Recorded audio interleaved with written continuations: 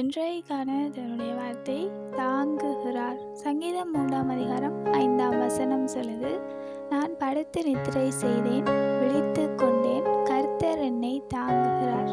அதாவது ஒவ்வொருத்தருமே எங்களுடைய வாழ்க்கையில ஒவ்வொரு நாளையும் காண்கிறதுன்றது தேவனுடைய கிருபையாக இருக்கிறது.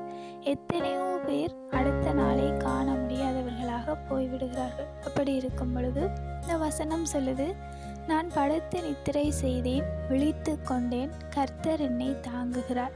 நாங்கள் நித்திரை செய்கின்றோம். அந்த நித்திரையில் எங்களுக்கு என்னவென்றாலும் நடக்கலாம். ஆனாலும் எல்லா விதத்திலையும் தேவன் எங்களை பாதுகாத்து விழித்து கொள்வதற்கு உதவி செய்கிறார்.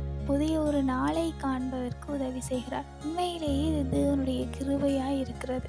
எத்தனையோ மனிதர்களால் அடுத்த நாளை காண முடிவதில்லை. எத்தனையோ பேர் அவர்களுடைய நித்திரையிலேயே மரித்து போகிறதை நாங்கள் கேள்விப்படுகிறோம். அப்படி இருக்கும் பொழுது நாங்கள் ஒவ்வொரு நாளையும் காண்கிறது தேவனுடைய சுத்த கிருபை. நாங்கள் அனுதினமும் தேவனுக்கு அதற்காக நன்றி செலுத்துகிறவர்களாக இருக்க வேண்டும்.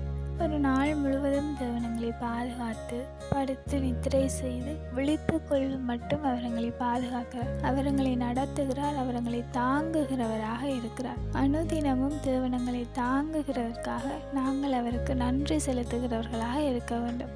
Have a full day.